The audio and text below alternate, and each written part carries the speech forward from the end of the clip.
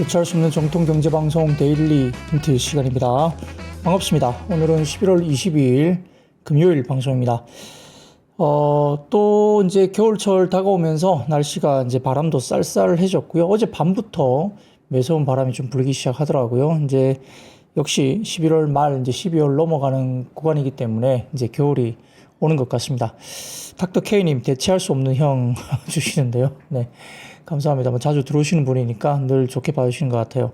건강들 유의하시고, 이 감기 기운들이 역시 이렇게 굉장히 좀 강하게 이 주변에 퍼질 수 있는 그런 시기이기 때문에 조심하시고, 따뜻한 물 많이 드시고요. 건강들 가장 유의하십시오.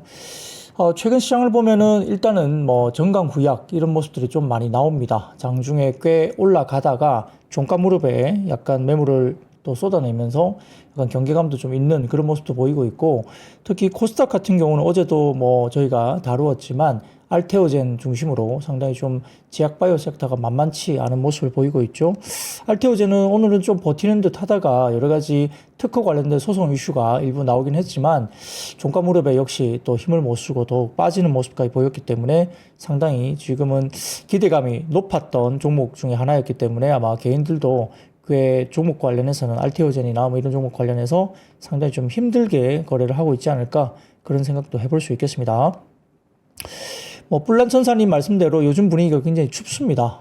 시장도 춥고 마음도 춥고 그렇지만 또 데일리 힌트를 보시면서 마음은 좀 따뜻하게 또 마무리를 하시고 주말을 잘 쉬시면 좋겠습니다. 그래서 오늘은 좀 편안하게 천천히 시장 얘기를 좀 해보도록 할 수 있겠습니다. 자, HYJ님 천천히 쉬엄쉬엄 하세요 말씀 주셨는데요. 네, 천천히 한번 시장 이야기를 해보죠. 코스피는 12.7포인트 상승 출발 보였습니다. 장 초반 반도체 소부장과 2차전지 상승 출발한 가운데 유리기판과 로봇, AI 소프트웨어, 원전, 교육과 통신, 그리고 석유화학, 우주항공 등의 강세 출발 보였습니다. 코스피는 8거래일 만에 2,500선을 복귀하는 모습을 보였고요.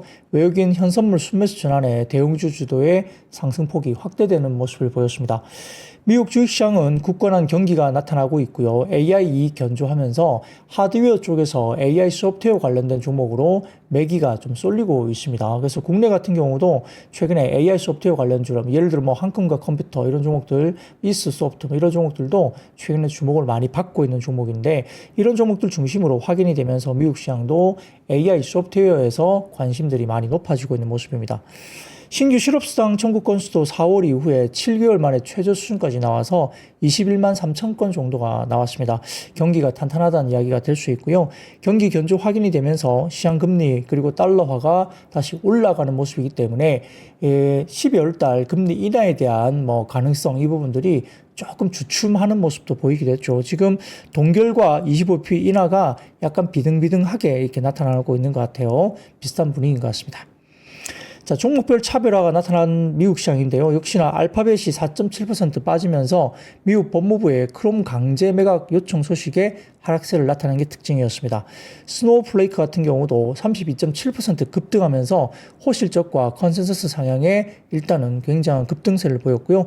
빅테크 전반적으로 약세였지만 AI 소프트웨어 업종은 강세였기 때문에 국내 시장도 AI 소프트웨어 관련해서 관심도가 높아지고 있는 모습이 보이고 있습니다.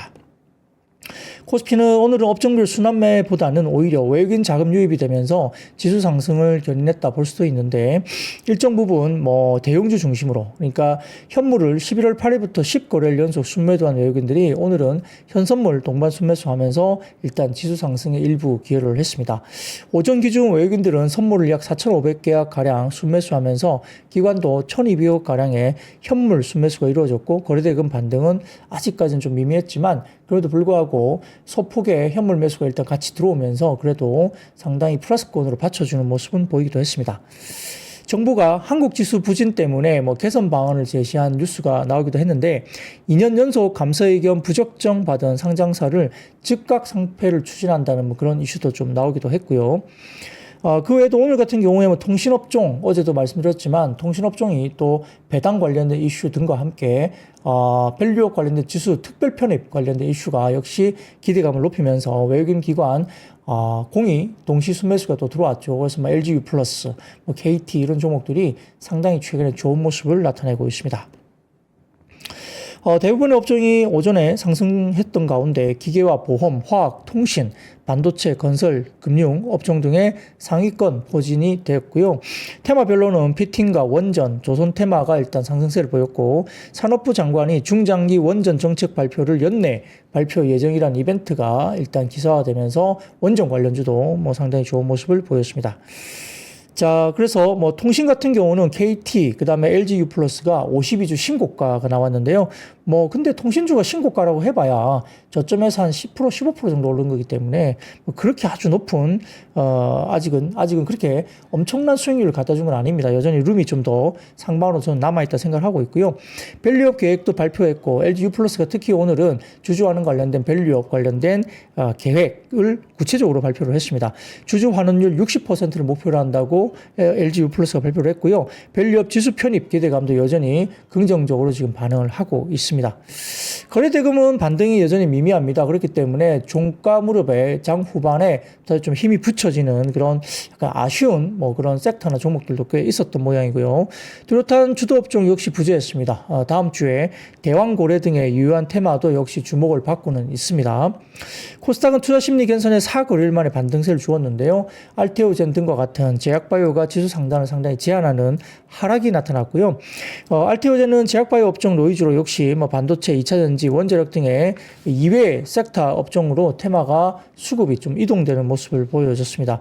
알테오젠은 오늘은 뭐 외국인들이 좀 샀었죠. 기관은 팔았던 것 같고 개인도 좀 팔았나요? 그런데 뭐 예를 들어서 뭐 리가켄 바이오 같은 경우는 기관 외국인이 다 샀죠. 개인만 리가켄 바이오는 또 팔았기 때문에 아마 개인들 투매가 나오면서 손절이 나오고 있고 기관 외국인은 특히 외국인들은 리가켄 바이오를 연속적으로 지금 며칠간 대규모로 받아내고 있기 때문에 조금 더 지금 수급적으로는 알테오젠보다는 리가켄 바이오가 좀 더 수급적으로는 긍정적인 모습을 보여주고 있습니다.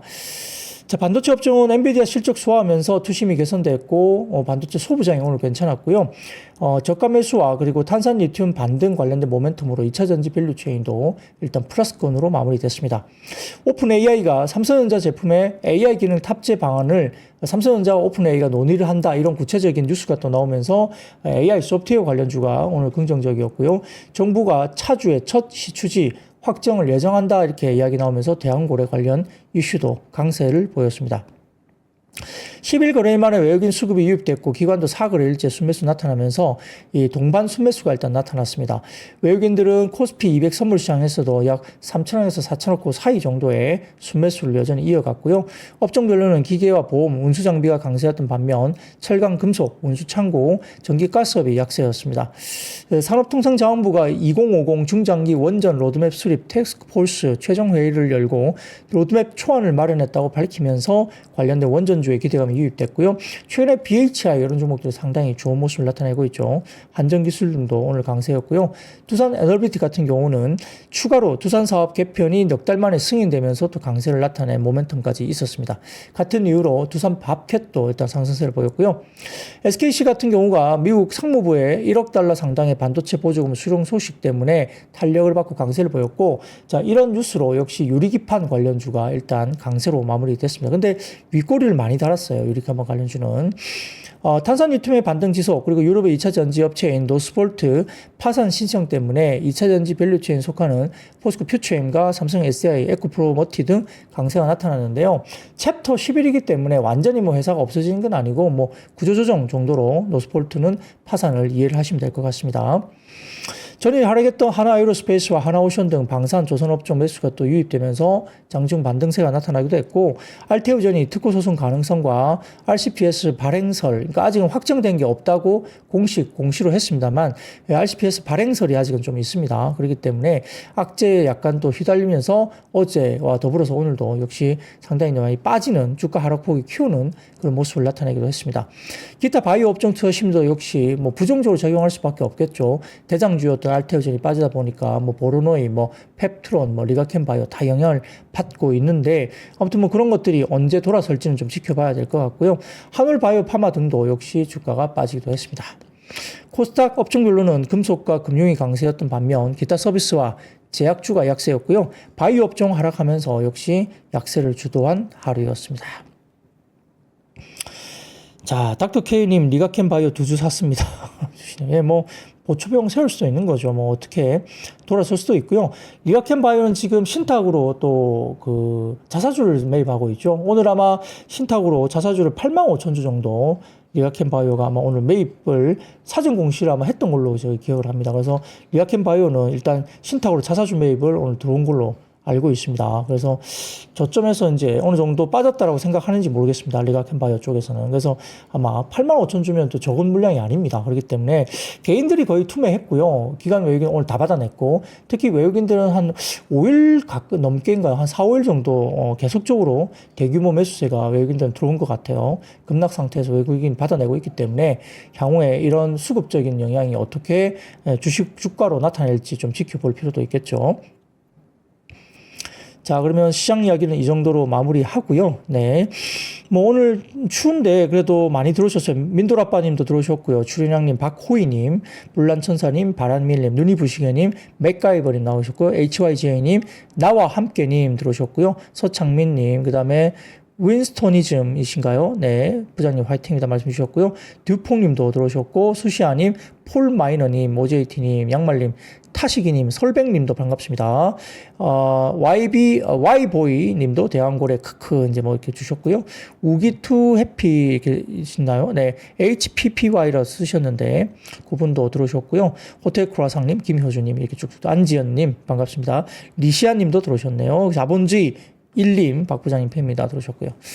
네, 좋습니다. 그러면 일단 오늘은 매크로 지표 관련된 이야기는 특별하게 없고요. 섹터로 바로 좀 넘어가도록 하겠습니다. 자, 첫 번째 역시 오늘 반도체가 일부 반등을 줬습니다. 소부장이 그래도 어느 정도 비슷하게 올라오는 모습이 보였는데, 지난밤 뉴욕 시장에서 필라델피아 반도체 지수도 강세 마감을 보였습니다. TSMC가 1.53, 마이크론 테크놀로지가 4.46, 어플라이드 머티리얼즈가 3.3, 램 리서치가 4.4, 인텔이 2.79 정도 올랐는데요. 역시 엔비디아가 3분기 실적이 견조하게 나왔습니다. 엔비디아가 실적이 나왔는데 시간에서 어제 빠졌던 거는 이제 4분기 가이던스가 시장 컨센보다는 좀 높았지만 시장에서 좀 기대했던 어떤 그런 상승폭에 대해서는 조금 아쉬웠다. 이런 평가를 받으면서 일단 엔비디아가 실적 발표한 뒤에 시간에서 2% 정도 뭐 밀리는 그런 모습을 보이기도 했습니다만, 그럼에도 불구하고 역시 장중 반등에 또 성공을 하기도 했기 때문에 본장에서 엔비디아가 일단은 플러스로 마무리됐고요. 시장에서 역시 뭐 많은 해외 쪽에 글로벌 IB 리서치들이 역시 엔비디아 관련된 목표 주가를 일거 상향 조정하면서 상당히 긍정적으로 이렇게 평가를 하고 있는 것 같습니다. 자, 더군다나 조 바이든 행정부가 반도체법 칩스 액트에 대한 뭐 보조금 지급을 임기 내에 마무리하기 위해서 속도를 내고 있다. 그러니까 뭐 칩스법 폐기 뭐 이런 이야기가 돌았었는데, 우려가 있다 돌았었는데, 역시 지금 임기 내에 빨리 보조금 지급을 마무리하겠다는 의지가 굉장히 강하기 때문에 아마 이런 부분들을 조금은 긍정적으로 볼 수도 있겠습니다.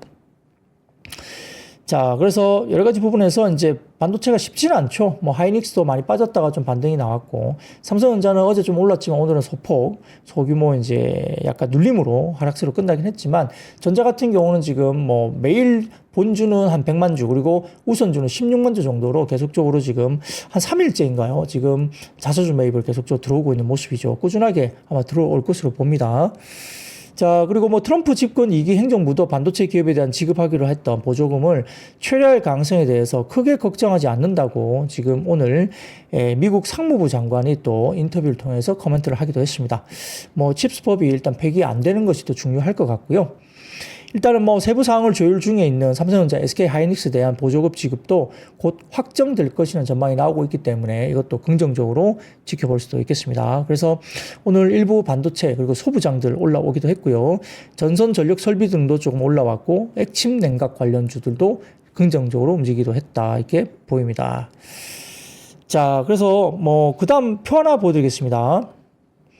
이게 뭐냐면 최근에 조정을 좀 받고 있는 전선주입니다. 절연 전선과 광섬유 케이블 관련된 수출과 매출 관련인데요. 이 보시면 세종기업 데이터라는 플랫폼에서 자료를 올려주셔가지고 제가 다운을 좀 받아봤는데, 전선 관련된 수출이 여전히 꾸준하게 우상향이 그려지고 있기 때문에 변압기 전선 같이 봐야 된다고 말씀드렸죠. 그래서 전선주 뭐 최근에 뭐 일진전기 이런 부분도 좀 빠져 있는데, 어쨌든 숫자로 봤을 때는 수출액 금액이나 이런 것들이 분기 단위로 봤을 때 지속적으로 지금 꾸준하게 우상향이 나타나고 있습니다. 있습니다. 자, 주가는 좀 내려가고 있는데 전선 수출은 꾸준하게 우상향이 나오면서 10월달 국내 전선 수출은 전월비 10% 증가, 그리고 전년 동월비 24% 증가하면서 상당히 견조한 전선 수출 관련된 부분이 역시 계속 나타나고 있습니다. 3분기가 소폭 좀 슬로우하면서 좀 쉬어가는 모습을 보이기도 했지만 4분기 다시 들어오면서 들어올리고 있기 때문에 역시 주가도 이에 따라서 좀 회복을 하지 않을까 하는 생각을, 기대감을 가져볼 수 있는 전선 섹터, 이 부분도 좀 지켜보셔야 될 것 같고요. 자, 그리고 그 다음 표입니다. 보시면은 기사 나온 쪽에서 발췌를 해왔는데 전력 수요가 지금 98% 정도 최근에 늘고 있는 상황에서 송전 설비는 26% 정도밖에 늘지 못했다. 그래서 송전 설비 관련된 전력막 확충이 상당히 좀 시급한 상황이라고 평가를 받는다는 어떤 도표입니다. 여기서 보시면은 제일 위쪽에 보라색으로 보이는 게 발전 설비 용량이고요. 그 다음에 가운데 있는 최대 전력 수요가 나타나는데 제일 마지막에 송전 설비가 26% 정도밖에는 지금 증가하지 못했기 때문에 실질적으로 지금 전력 수요 증가분 대비 글쎄요, 한 4분의 1 정도밖에 안 됩니다. 그렇기 때문에 상당히 빠르게 송전 설비를 지금 확충하는 것이 시급한 상황이라고 평가를 받고 있어서 변압기 전선 이쪽도 여전히 아직까지는 조금 더 긍정적인 흐름이 나타나지 않을까 생각도 갖고 있습니다. 네, 조배님, 저도 있습니다. 찰리 멍게님, 저도요. 빌리 더 키트님, 저도요. 이렇게 빌리 더 키드님, 죄송합니다. 예, 저도요. 오셨다고 말씀 다 주시고 있고요. 이영애님, 박 부장님, 안녕하세요. 혹시 저희 모두가 알고 있는 그 배우 이영애님은 아니시죠? 아니시겠죠? 네, 네, 감사합니다. 초코 크루아상님, 호텔 크루아상님이 개명을 하셨네요. 네, 초코 크루아상님. 김영진님, 예, 반갑습니다. 오랜만에 국장 관심 끄는지 몇 달 만에 방송을 보신다고 김영진님 자주 들어오십시오. 제 방송 들으시면 그래도 도움은 될 것 같습니다. 예, 욕하고 나가시진 않을 거예요. 재미는 없을 수 있어요. 근데 시간은 엄청 빨리 갑니다. 벌써 끝났어? 이런 정도는 됩니다. 보시고 계시면 조금 재미는 없고 혼자 하기 때문에 다큐멘터리 같은 느낌은 있는데 벌써 끝났어? 이런 이야기들은 100% 하고 계시거든요. 그래서 재미는 없으나 시간이 빨리 가는 방송 듣고 계십니다. 초코 크루아상님, 일진 꾸준히 매수 중입니다. 네, 이렇게 말씀 주시네요. 네. 조배님, 갑자기 불러서 깜짝 놀랐어요. 네. 저희는 시청자들과 같이 호흡하는 그런 방송입니다. 자, 감사합니다. 자, 그러면 그 정도까지 반도체와 전력, 전선 관련된 이야기는 끝내고요. 자, 그러면 조금 쉬어가면서 물 한 잔 먹고 하겠습니다. 자, 두 번째입니다. 미국의 LNG 생산 프로젝트 신규 승인 재개 기대감 때문에 조선기재제와 피팅 업종이 오늘 상당히 좋았죠. 성광밴도 오늘 날아갔습니다. 자, 여기에 대해서 상상인 증권에서 오늘 피팅 업체 관련된 주가 상승 코멘트를 냈는데요. 트럼프 집권 이후에 미국의 LNG 생산 프로젝트가 신규 승인이 재개될 것으로 기대된다. 이런 모멘텀이 있고요. 유럽의 천연가스 가격이 최근에 급등하고 있습니다. 일부 러시아나 이런 쪽에 대한 제재가 있을 수 있다는 것 때문에 또 겨울이 다가오면서 이 재고는 상당히 좀 어느 정도 여유 있게 갖고 가고 있는 것 같은데 러시아 관련된 수출 제재 이런 것들이 있을 수 있기 때문에 지금 최근에 유럽의 천연가스 가격이 급등하고 있고 LNG 밸류체인 기대감이 확대되고 있다라고 분석을 했습니다. LNG 시추 설비와 LNG 선에 사용되는 피팅 생산업체들의 수주 증가 역시 모멘텀으로 기대된다고 평가를 하면서 특히 피드 단계의 LNG 생산 프로젝트 중에 70%가 미국 프로젝트로 내년에 미국향 수주 확대가 본격화될 것으로 기대한다고 피팅 업체를 설명을 하고 있습니다. 그 가운데 성광밴드가 북미 매출 비중이 52%로 경쟁사 등의 가장 북미 비중이 높기 때문에 수익가 클 것으로 판단해서 오늘 성광밴드가 급등하기도 했고요. 그 다음에 전체적으로 11월 12일 날 2.3% 자사주 매각 공시까지 나오면서 성광밴드가 주주 환원까지 이루어졌죠. 그래서 적극적인 주주 환원도 긍정적으로 평가를 받습니다. 태광 같은 경우는 미국 매출 비중이 20년 10%에서 현재 25%까지 확대되면서 미주팔로 개척 중에 있는 모습이라 태광까지도 긍정적으로 일단 평가를 하고 있는 모습이에요. 그래서 피팅과 조선 기자재 이런 관련해서도 지금 최근에 사이클이 돌아오면서 LNG 관련된 가격 상승, 추가적인 수주 확대 이런 기대감을 받고 주가가 긍정적으로 가고 있는 모습이 나타났다 볼 수도 있겠습니다. 자, 하루님, 재미있다고 하시네요. 감사합니다. 재미있게 들어주시면 저는 너무 좋습니다. 프롬제이님, 깔끔한 방송 말씀 주시네요. 네. 자, 안지연님, 재미없는데 시간이 빨리 간다뇨. 근데 실제로 그래요. 방송 끝나고 나면, 벌써 끝났어. 이렇게 다 말씀하십니다. 사랑초님, 알찬 방송으로 말씀 주셔서 너무 감사하고요. H성일님도 잘 보고 있습니다. 이렇게 말씀 주셔서 너무 감사합니다. 자, 그렇게 보시고요. 만약에 이게 제 개인 방송 유튜브라면 완전 미친 듯이 방송을 했을 거예요. 아마 근데 이제 이 플랫폼은 제 방송 플랫폼이 아니기 때문에 그렇게 하기에는 좀 어렵고, 제가 만약에 지금은 없습니다만 제가 채널을 하나 만든다면 엄청나게 좀 다른 뉘앙스로 방송을 할 거예요. 네, 어떻게 할지는 제가 머릿속에 있긴 한데, 아직까지는 제 방송이 없기 때문에, 네, 그렇게는 할 수 없고, 네, 차분하게 할 수밖에 없습니다. 자, 이해를 해 주시죠. 네, 그 정도로 이해를 해 주시고, 또 뭐라 그럴까요? 뭐 혼자서 하는 거니까, 예, 그렇게 이해를 해 주시면 좋을 것 같습니다. 민성1014님, 항상 1.5배속으로 듣다가 오늘은 라이브로 듣네요. 항상 감사합니다. 네. 원래 제가 약간 이 방송 양이 많아서 좀 빠르게 하다 보니까 어떤 분들은 뭐 0.8배속에 좀 천천히 들어야 되는 거 아니야, 이런 말씀을 하시는 분도 계신데요. 1.5배속으로, 2배속으로 들으면 제 원래 방송 이 스피드로 들으시면 되게 빠르게 들리실 수도 있거든요. 이제는 뭐 어느 정도 적응되신 분이 많기 때문에 괜찮을 텐데, 오늘은 뭐 1배로 들으셔도 좀 편안하게 하실 만큼 제가 오늘은 좀 약간 톤이나 이런 것도 좀 천천히 하고 있어요. 속도도 그렇고요.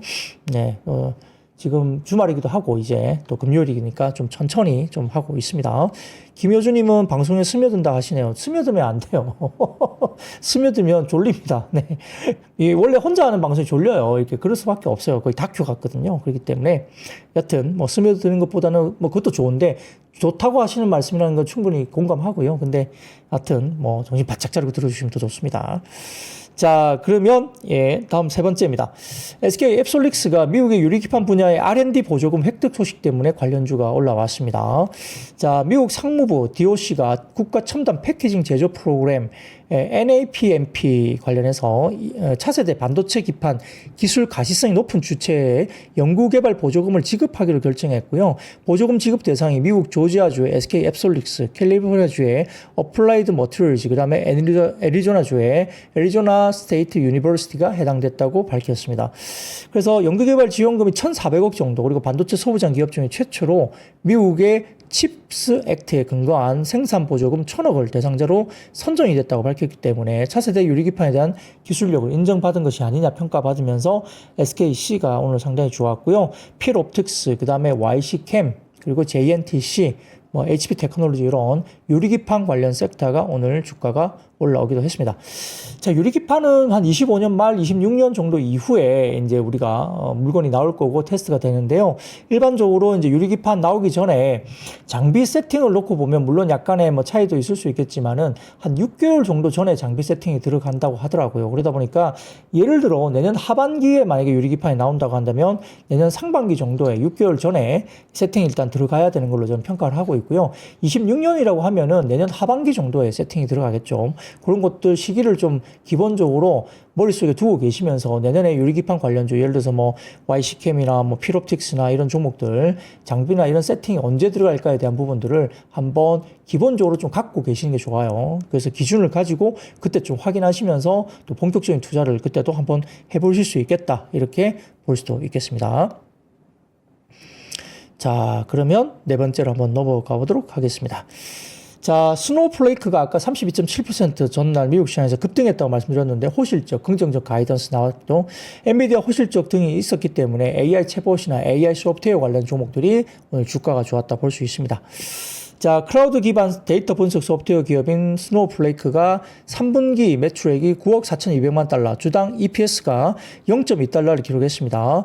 금융정보업체 LSEG 집계 기준 월가 전문가 기대치 평균 매출 8억 9,700만 달러, EPS를 0.15달러를 웃돌았다고 볼 수 있습니다. 그리고 내년에 한 해 동안 제품 판매 매출 전망치를 34억 3천만 달러로 제시했기 때문에 이는 앞서 8월에 냈던 기존 전망치 33억 6천만 달러보다 더 높은 수준으로 가이던스를 높여서 발표했다는 거죠. 이것 때문에 뉴욕 증시에서 스노우플레이크가 급등을 했다 볼 수 있겠습니다. 또 오늘 한번 말씀드렸듯이 엔비디아도 3분기 실적이 긍정적으로 나왔고요. 또 외신에 따르면 오픈 AI가 삼성전자 제품에 자사의 인공지능 기능을 탑재하는 방안을 서로 협의하고 있다고 오늘 기사가 나왔죠. 만약에 된다면 또 의미가 있는 모멘텀일 수도 있겠습니다.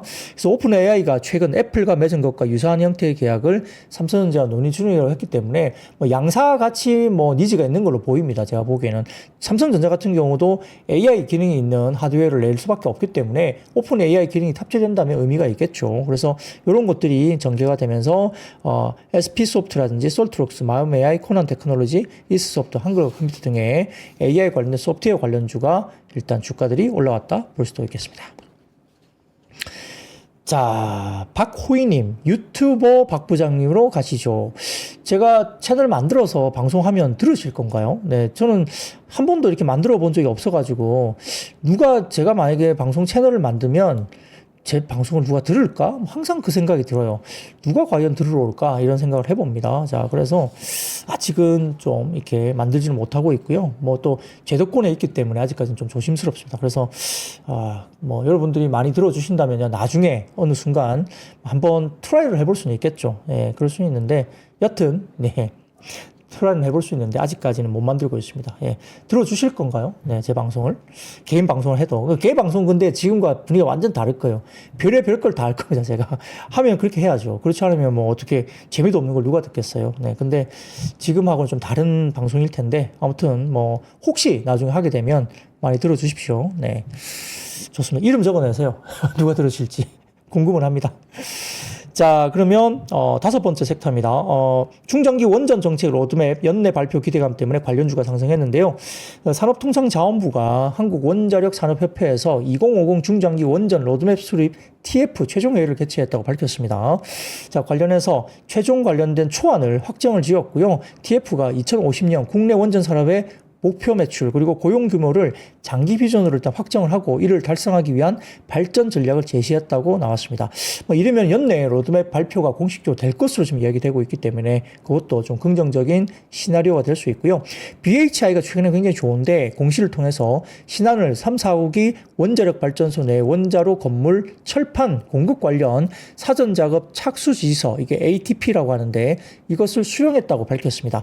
계약 금액은 585억 9,700만 원 정도 되는 것 같고요. 최종 납기 예정일은 29년 6월 30일까지로 공시가 나왔습니다. 그래서 이렇게 원전 관련주는 뭐 수급도 있고요. 그다음에 두산 NLBT 뭐 이런 관련주도 일단은 뭐 미국의 원전 관련된 수혜주로 거론되고 있는 모습이라 뭐 BHI, 뭐 성광밴드, EM코리아, S&T 에너지, 태광 뭐 이런 두산 NLBT 이런 관련된 종목들도 상당히 지금 주목을 받고 있는 모습이 나오고 있죠.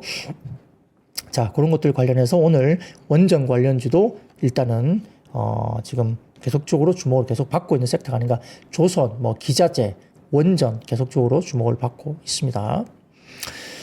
자, 그러면 여섯 번째 섹터로 나가겠습니다. 자, 여섯 번째. 역시 이제 최근에 양자 컴퓨터 이야기가 나오고 있는데, 미국 시장에서 양자 컴퓨터가 상당히 핫한 것 같아요. 그리고 엔비디아도 양자 컴퓨터 이야기를 하기 시작했습니다. 그렇기 때문에 최근에 양자 컴퓨터 관련된 종목들이 들썩들썩 하는 모습이 꽤 나오고 있는데요. 아이온큐라는 회사가 미국 시장에서 13.5% 상승했고요. 아르킷 퀀텀 같은 경우도 45.37%, 그리고 퀀텀 컴퓨팅이 29.35%, 디웨이브 퀀텀도 17.96% 등의 양자 컴퓨팅 관련 업체 주가가 급등세가 나타나고 있습니다. 최근 양자 컴퓨팅 기술에 대한 관심이 높아지고 있고요. 트럼프 당선인의 양자 컴퓨팅 산업 육성 기대감도 지속적으로 이야기가 오르내리고 있는 가운데 가시화된 이야기가 일단 나오고 있는 모습입니다. 아이온큐 같은 경우는 최근에 엔비디아, 구글과의 협력을 통해서 양자 컴퓨팅과 네트워킹 산업에서 최초로 엔드-투-엔드 애플리케이션 워크프로를 시연했다고 발표를 했고요. 118개 특허를 보유한 큐비텍을 인수하면서 기술 경쟁력을 강화한 소식이 들리기도 했습니다. 퀀텀 컴퓨팅은 최근 방막 리튬, 니오베이트 광자칩 기술에 대한 주문을 받고 3분기 호실적을 또 기록했다는 것도 밝혀지기도 했고, 그 다음에 디웨이브 컴퓨팅 같은 경우도 4,400 큐비트 이상의 어드밴티지 2 프로세서 개발에 성공했다는 소식이 들려지면서 일단 양자 컴퓨터 관련된 구체적인 뭐 계약이라든지 새로운 기술 개발 이런 것들이 이제 발표가 이루어지고 있죠. 그렇기 때문에 실질적으로 최근에 미국 투자 전문 매체 모틀리플에 따르면은 아이온큐의 주가 강세가 엔비디아의 호실적과 관계가 있다고도 분석이 했습니다. 아이온큐가 최근 엔비디아의 양자 처리 장치 이게 QPU라고 하는데 플랫폼인 쿠다 Q에 이걸 활용한 하이브리드 양자 컴퓨팅 기술을 선보였다고 밝혀져서 아이온Q가 양자 컴퓨터를 통해서 상업적으로 중요한 돌파구를 만약에 마련해 준다면 주가는 폭발적인 상승세가 가능할 수도 있다라고 일단은 분석 리포트를 내기도 했죠. 그래서 이런 것들이 나오면서 엔비디아와 연관된 양자 컴퓨터 관련된 주가들이 또 움직이고 있기 때문에 지금 트럼프 당선인에 관련된 부분들도 양자 컴퓨팅 산업에 대해서 상당히 긍정적인 지금 정책 이야기가 나오고 있어서 양자 컴퓨터 관련된 종목들이 주목을 받고 있다고 볼 수도 있겠습니다. 예, 초코 크루아상님 말씀대로 양자는 테마 아닌가요? 말씀 주시고요. 저도 사실 양자에 대한 이해를 아직도 정확하게 잘 못하고 있어요. 뭐 기술적인 부분은 잘 모르겠는데, 뭐 그래도 뭐 알아보려고 노력은 합니다만, 아무튼 이런 것들이 뭐 딱 와닿지는 않죠. 이게 뭐지? 양자 컴퓨팅. 그렇긴 하지만, 알고는 계셔야 될 것 같아요. 어쨌든 최근에 주목을 받고 있는 새로운 것들로 볼 수 있는데, 뭐 어쨌든 뭐 정부가 미국의 트럼프 당선인이 밀고, 엔비디아와 관련된 호실적이 나오고 뭐 이러면 양자 컴퓨팅은 아주 관심을 받을 수밖에 없다 이런 생각도 듭니다. 왜냐면 잘 모르니까 급등하는 거예요. 잘 알면 그때 되면 급등을 그렇게 못합니다. 잘 모르는 데뭐가 시작되면 그때는 주가는 밸류에이션 상관없이 갈 수도 있는 그런 시장이 단기적으로 올 수도 있는 거죠. 뭐 그런 것들 관련해서 생각도 한번 고민을 좀 해보셔야 된다 이렇게 생각도 해볼 수도 있겠습니다. 자, 그러면 7번째 섹터로 넘어가 보도록 하겠습니다. 자, 러시아와 우크라이나 간에 어제 미사일 이야기가 있었죠. 자, 우크라이나 정부가 러시아가 ICBM 미사일을 발사를 했다라고 주장을 했죠. 뭐 그러면서 이게 상당히 좀 저는 ICBM을 발사했다면 시장이 무너질 거로 봤어요. 근데 기사가 나왔지만 시장이 견조했다. 그 이야기는 두 가지죠. 실질적으로 ICBM이 아니라고 하는 거죠. ICBM이 아니라 중거리 미사일을 발사했다는 거고, 두 번째, 발사 전에 미국에게 사전 통보를 했다. 뭐 이것 때문에 일단은 극단적으로 취하지 않을 것으로 보면서 일단은 뭐 시장이 또 안정적으로 어제는 움직였다 볼 수 있고요. 국내 같은 경우도 이 러시아가 ICBM 발사가 아니다라고 다시 기사가 나오면서 일단 부분도 좀 안정적으로 시장이 좀 발작을 일으키지 않았다 이게 볼 수도 있습니다. 우크라이나 같은 경우는 지금 아주 극단적인 전술을 쓸 수밖에 없기 때문에 러시아가 뭘 하니까 이걸 ICBM으로 상당히 좀 약간 뭐 공격적으로 일단 발표를 좀 한 것 같아요. 물론 뭐 이게 ICBM인지 아니면 그 ICBM이 아닌 중거리 미사일인지 우리는 알 수 없어요. 뭐 저희들이 본 적도 없고 했기 때문에 정말 그 날아가는 걸 본 적이 없고 현장에 있지 않았기 때문에 잘 모르지만 아무튼 지금은 우크라이나 쪽에서는 ICBM을 발사했다고 주장을 하는 거고요. 최근에 이제 우크라이나가 또 미국산 장거리 미사일 에이테크스를 또 본토에다가 쏘았잖아요. 러시아 쪽으로. 그러니까 러시아도 가만히 있을 수는 없죠. 그러니까 아마 그렇게 또 이렇게 나오는 것 같은데 아무튼 서로가 지금은 아주 조금은 흥분돼 있어요. 서로가 이렇게 트럼프 대통령 당선인이 일단 완전히 이제 들어오기 전에 뭔가 지금 바이든 대통령 임기 말기 거의 끝무렵에 약간 러시아 우크라이나가 좀 흥분돼 있다. 뭔가 흥분돼 있다는 느낌이고 바이든 대통령도 좀 흥분돼 있는 것 같아요. 계속적으로 지금 그렇게 하지 않고 있다가 사실은 뭐 대리 전쟁을 시킨 거 아닙니까? 우크라이나 시켜서 러시아하고 전쟁하도록 바이든 정부가 시킨 거잖아요. 그렇게 좀 밀어붙인 걸로 저는 보이는데 그러다가 이제 임기 말기가 되니까 이걸 좀 굉장히 자극적으로 지금 상당히 좀 그쪽 지역에 대한 정세 이런 부분들을 정치적으로 좀 이렇게 좀 자극을 하고 있는 모습도 보여요.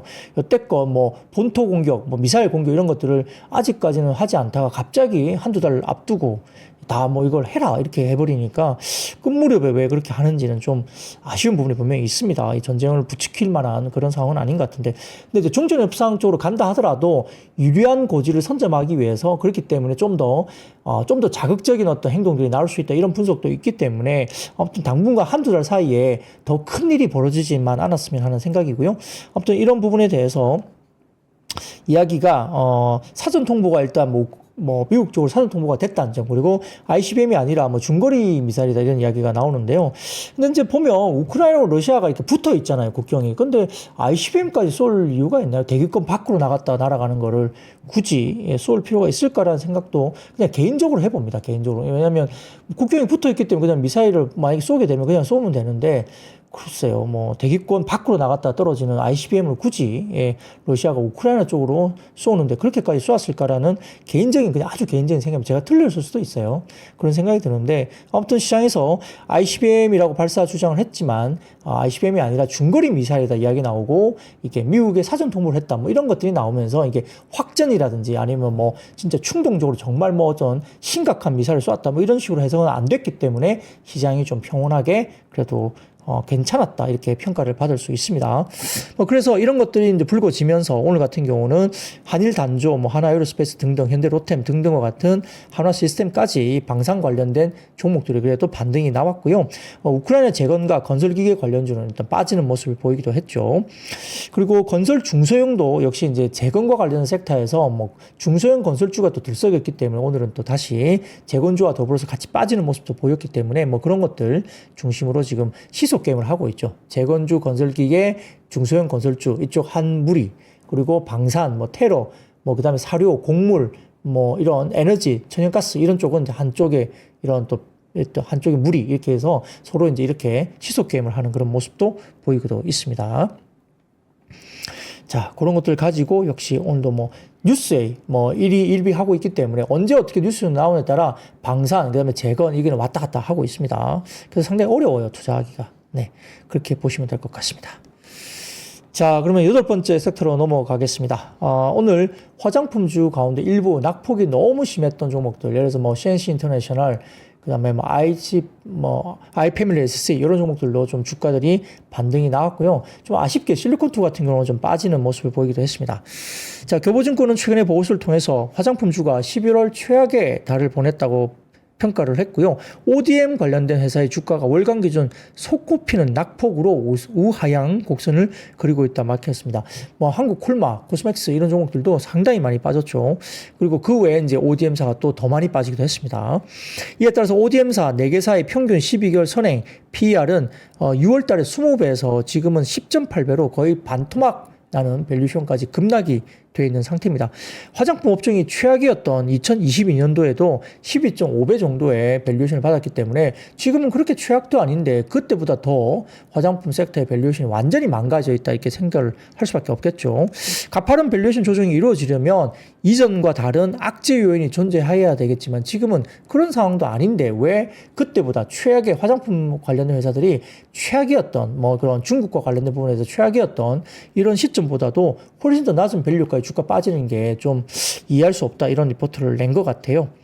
그리고 3분기 실적 컨퍼런스 콜에서 대부분의 ODM 업체는 상반기와 마찬가지로 견조하다고 언급을 공통적으로 하고 있었고요. 특히 현재 K뷰티가 글로벌 1위 화장품 시장인 미국 시장에서 문화적인 이질성을 극복하고 또 활약 중에 있고요. 실질적으로 수출 지표도 상당히 좋게 나타나고 있기 때문에 그 외에도 북미라든지 중동 지역까지 동남아는 마찬가지고요. 그렇기 때문에 상당히 견조한데 왜 이렇게 주가가 빠지냐라고 이제 리포트를 쓴 거죠. 그래서 글쎄요, 상당히 좀 주가를 보면 괴롭습니다만 밸류는 상당히 싸게 거래되고 있는 건 맞는 것 같습니다. 자, 그래서 그 다음 표를 보여드리겠습니다. 교보증권 자료인데요. 자, 여기 보시면은 코로나 이후에 2020년도부터 23년까지 평균 PER은 14.7배, 그러니까 한 15배 정도 받았다는 거죠. 그리고 코로나 이후에 중국의 더딘 회복으로 화장품 투여 심리가 최악이었던 2022년도에도 12.5배 정도까지 밸류가 저점을 봤다는 거예요. 근데 현재 밸류에서는 10.8배니까 최악의 사정보다도 더 많이 빠져 있다는 겁니다. 그래서 이렇게 빠졌기 때문에 최근에 밸류가 20배 정도 수준에서 반토막 나 있는 이 수준이 결국은 상당히 지금은 가격 메리트가 있는 구간 그리고 저점 매수를 해야 되는 구간으로 평가를 받을 수 있겠습니다. 자, 그래서 그 다음 표 보여드리겠습니다. ODM사 4개사의 12개월 포드 PER 추이인데 여기 보시면 코스맥스 한국콜마, 코스메카 코리아, CNC 인터내셔널 보이는데 자, 2013년 평균에는 PER이 15.5배였고요. 2014년 같은 경우는 PER이 26.8배 그리고 2015년 같은 경우는 평균 PER이 38.4배인데 지금 어느 그 화장품 관련 회사도 뭐 40배까지 받는 게 합당하다 보는 그런 화장품 회사는 없는 것 같아요. 그때하고는 다르다 보고 있지만 그래도 20배 정도까지는 받을 수 있는 밸류가 아닌가 싶은데 지금 현재 12개월 포워드 PER이 10.8배 정도밖에 안 된다는 거죠. 그래서 인디 브랜드가 호황이 되고 미국 중심으로 호황이 되면 역시 ODM사가 가장 큰 수혜를 받을 수 있기 때문에 뭐 한국 콜마, 코스맥스 뭐 이런 종목들 등등이 너무 싸게 거래되고 있다고 평가를 할 수밖에 없습니다. 그래서 교보증권은 그런 이야기를 하고 있는 것 같고요. 자, 그리고 그 다음 표 보여드릴게요. 미국 화장품 수입 내에서 국가별 비중인데 보시면은 한국이 지금 파란색이거든요. 점점 치고 올라가면서 미국 화장품 내에서 수입 비중이 한국이 1위로 올라갔죠. 그 다음에 점선 같은 경우는 프랑스입니다. 프랑스가 2위예요. 계속적으로 1위를 2019년부터 프랑스 제품이 1위를 하다가 지금 한국에 1위 자리를 내놨고요. 그 다음에 국가별 비중 마켓쉐어도 지금 한국과 프랑스가 현저하게 격차가 벌어지고 있는 모습이 보입니다. 3위 같은 경우는 캐나다 제품이고요. 4위가 이탈리아, 그 다음에 밑에 중국 제품도 일부 들어가는데 중국 제품이 한 10% 정도 마켓쉐어를 갖고 있고 한국 제품은 20% 넘는 마켓쉐어를 갖고 있습니다. 한 2~3% 정도 되는 것 같아요. 그래서 지금 프랑스 제품 같은 경우는 한 16%, 17% 정도 되기 때문에 한국과 프랑스의 지금 점유율 차가 미국 시장에서 상당히 많은 갭을 보일 정도로 한국이 잘하고 있다고 보입니다. 근데 주가는 거꾸로 급락했다 이런 것들 때문에 조금 상당히 좀 힘들어하는 투자자들이 있지 않을까 생각도 좀 해봅니다. 수급이 너무 안 좋아요. 그렇기 때문에 상당히 어렵고요. 아무튼 모르겠습니다. 그래서 일단은 뭐 굉장히 싼데 기술적인 반등이 나올 수 있는 자리 정도는 되지 않을까 생각을 해보고요. 이제 워낙 지금 수급이 약하기 때문에 땡기려면 좀 거래 대금이라든지 이런 것들이 조금 더 늘어야 될 것 같기는 합니다. 네, 그런 것들도 저희가 한번 지켜볼 필요는 있겠습니다. 그래서 교보증권에서는 펀더멘탈 대비 주가 낙폭이 너무 과하다고 판단되기 때문에 뭐 조정을 기회로 삼아야 된다. 뭐 똑같은 이야기를 하는 거죠. 그래서 일부 화장품 주가가 올라오기도 했다는 거고요. APR 같은 경우는 아마 수급적인 이슈가 있을 거예요. 코스피 200 아마 지표에 들어가는 걸 편입으로 알고 있기 때문에 APR 같은 경우는 최근에 수급 이슈까지 같이 되면서 주가가 며칠 견조하게 올라올 모습이 보이고 있다. 이렇게 말씀드릴 수 있겠습니다. 맞아요. 등골 아빠님 말씀대로 돈이 살살 녹습니다. 네. 아이스크림처럼 살살 녹아요. 그래서 너무 힘듭니다. 이 한 번에 빠지면 반등도 나오는데 조금씩 빠지면 반등도 쉽지 않거든요. 그래서 그게 너무 힘들죠. 예, 그렇기 때문에 모르겠습니다. 뭐 어쨌든 화장품에 대한 생각들은 좀 다를 수 있는데요. 아무튼 밸류를 보면 뭐 10배 정도면 글쎄요. 좀 사볼 만한 거 아닌가요? 예. 뭐 그렇게 생각 들죠. 자, 그러면 9번째 섹터로 넘어가겠습니다. 9번째 섹터는 오늘 로봇 관련주인데 최근에 뭐 로봇 관련주가 조금 들썩이기도 했습니다.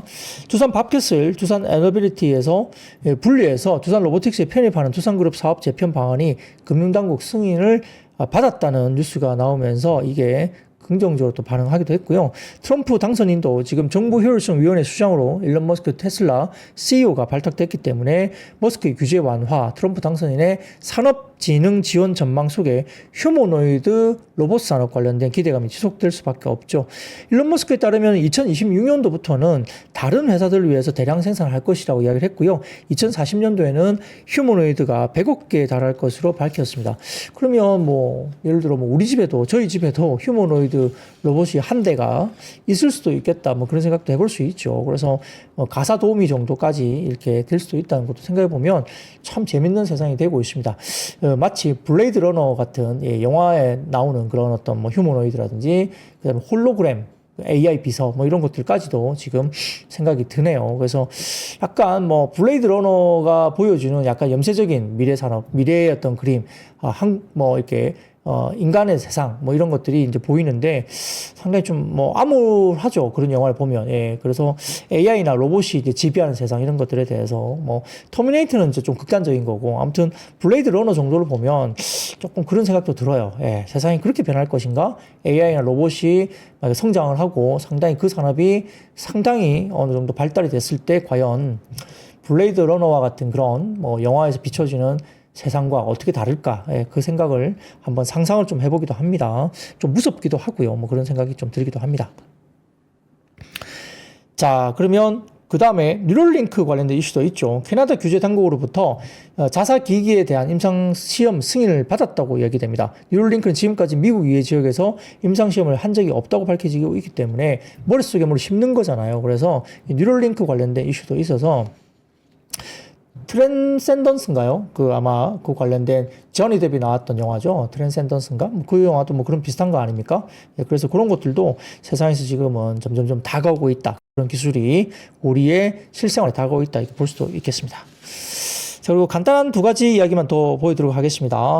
첫 번째는 G-드래곤 로제 신곡 발표 기대감이 있고요. 마마에서 빅뱅 완전체 컴백 기대감도 있습니다. 그래서 엔터 음원 음반, JYP 엔터가 3분기 실적 어닝 서프라이즈를 발표하면서 지금 하이브 등을 포함한 음원, 음반사, 기획사 등이 상당히 지금 좋은 모습을 나타냈고, 블랙핑크 로제가 역시 아파트로 빅히트를 쳤기 때문에 신곡이 또 발표가 됩니다. 내일인가요? 그렇기 때문에 그런 것들 새 싱글입니다. 넘버 원 걸이라는 이야기가 새롭게 공개되죠. 내일입니다. 로제 싱글이 일단 아파트가 이제 완전히 이제 이 히트를 쳤기 때문에 아마 새로운 싱글도 엄청나게 지금 많은 기대감을 갖고 있을 거고, 그러니까 YG 플러스 같은 종목들이 움직일 수 있죠. 그 글로벌 대표 K-팝 시상식 마마 어워즈가 이야기되는데, 여기에 아마 로제와 그 다음에 브루노 마스가 같이 아마 참석해서 최초로 아파트 무대를 공식적으로 이제 공식 아파트 무대를 같이 협업하는 그런 공개가 될 것으로 보이죠. 그래서 그런 것들 관련해서 긍정적으로 발현되는 것 같고요. 마지막으로는 비트코인이 10만 달러 거의 임박했습니다. 야, 정말 올라오네요. 그래서 지금 트럼프 대통령이 정책에도 비트코인 관련된 정책이 엄청나게 적극적인 정책 드라이브를 걸고 있기 때문에 사상 처음으로 장중에 9만 9천 달러까지 올라왔습니다. 10만 달러 거의 왔기 때문에 이런 부분들 관련해서 이야기가 긍정적으로 나오고 있고, 그 다음 사진만 하나 보여드리겠습니다. 이게 뭐냐면 비트코인, 미국 쪽의 비트코인 ETF인데요. 이렇게 관련해서 자금이 쏠리고 있죠. 예, 비트코인 관련된 ETF 쪽으로 자금이 아주 집중적으로 쏠리고 있다. 이런 것들도 수급적인 긍정적인 모습이 아닐까 싶습니다. 자, 오늘 금요일 밤입니다. 오늘 준비한 이야기 여기까지고요. 금요일 날 주말 잘 쉬시고 월요일 날 웃는 얼굴로 찾아뵙도록 하겠습니다. 자, 여러분 아시죠? See you. 삶의 격을 높이는 9가지 지혜를 함께 나눕니다. 위즈덤 칼리지 시즌 2 영상 아래 링크를 클릭하시면 자세한 내용을 확인하실 수 있습니다.